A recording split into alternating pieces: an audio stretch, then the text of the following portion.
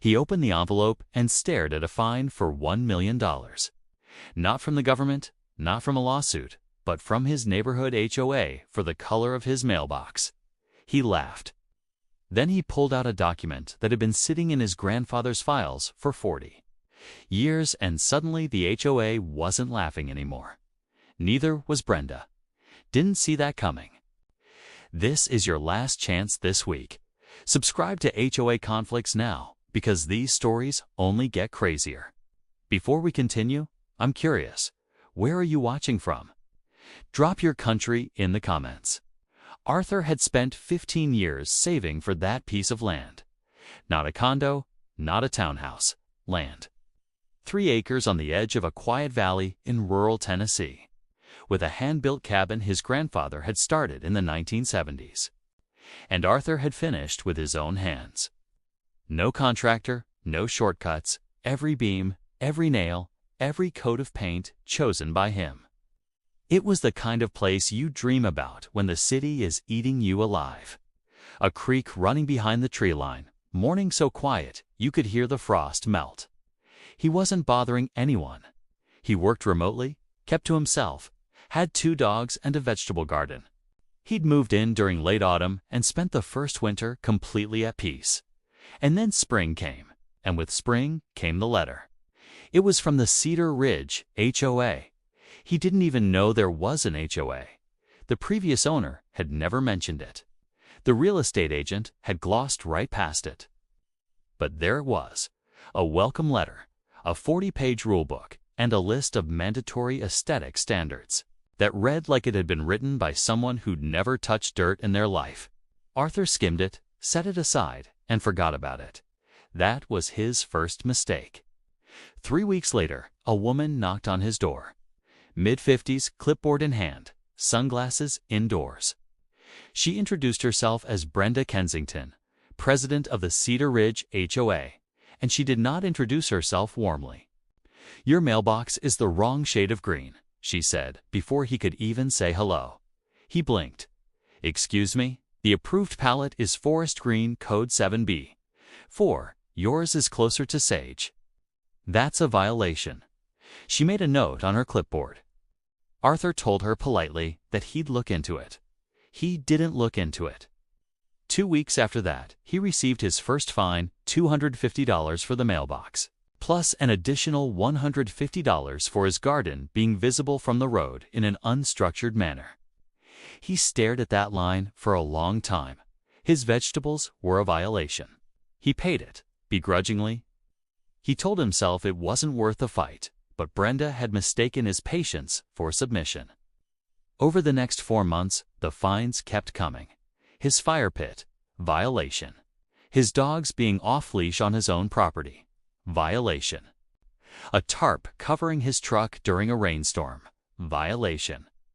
Each letter was more aggressive than the last, each fine slightly higher. Each notice signed with Brenda's looping signature like she was autographing a masterpiece. And then came the letter that changed everything. $1 million. Arthur opened it on a Tuesday morning with a cup of coffee in his hand. The coffee hit the floor. The HOA was fining him $1 million, accumulated penalties, chronic noncompliance fees, and what they called an aesthetic damages assessment for it. This is real the angle of his satellite dish. He didn't call a lawyer first. He called his father. And his father said 4 words that flipped the entire story upside down. "Did you check the deed?" Arthur hadn't looked at the original deed beyond the purchase documents, but his grandfather had kept everything. And in a battered accordion folder in the back of a filing cabinet, Arthur found it.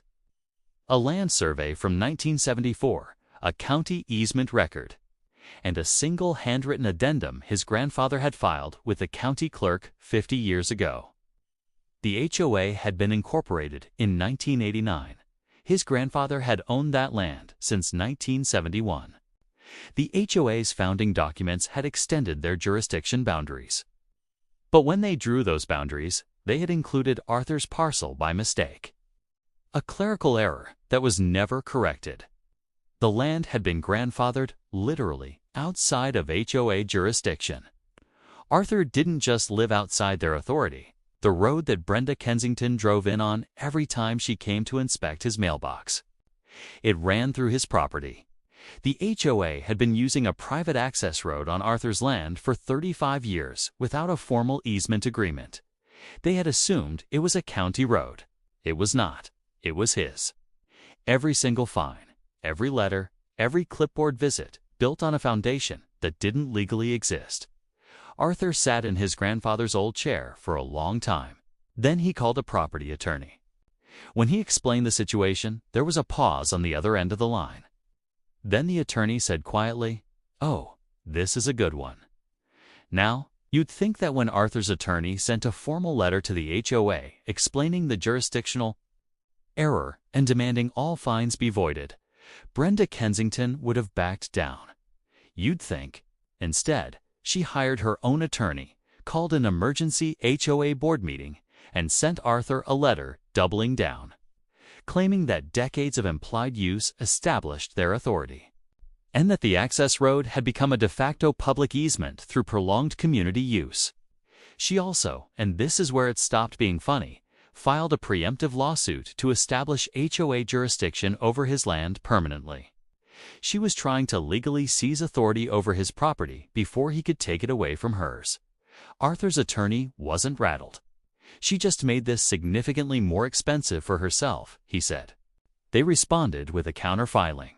Kay formally notified the HOA that pending legal resolution, he was revoking informal access to the private road running through his property.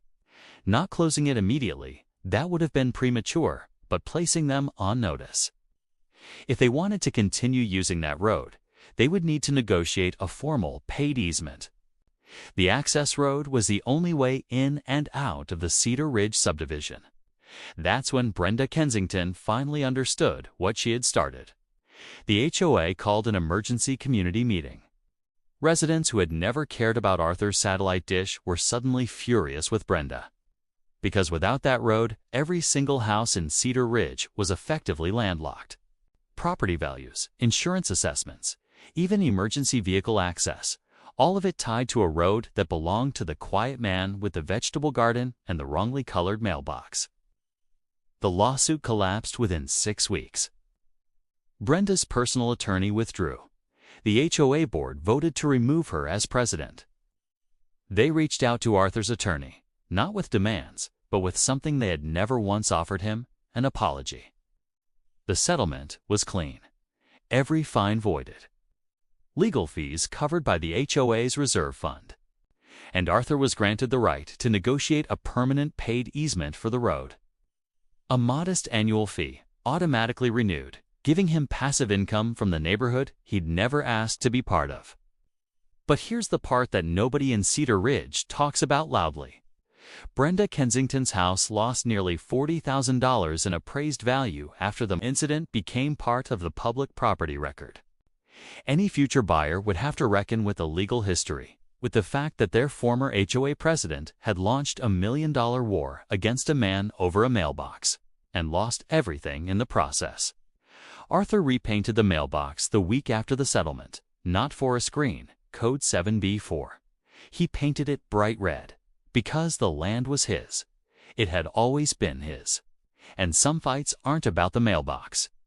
They're about making sure the person with the clipboard never forgets who owns the door it's hanging on. If you made it to the end, you already know you belong here. Subscribe to HOA Conflicts, because next week's story makes this one look like a warning label.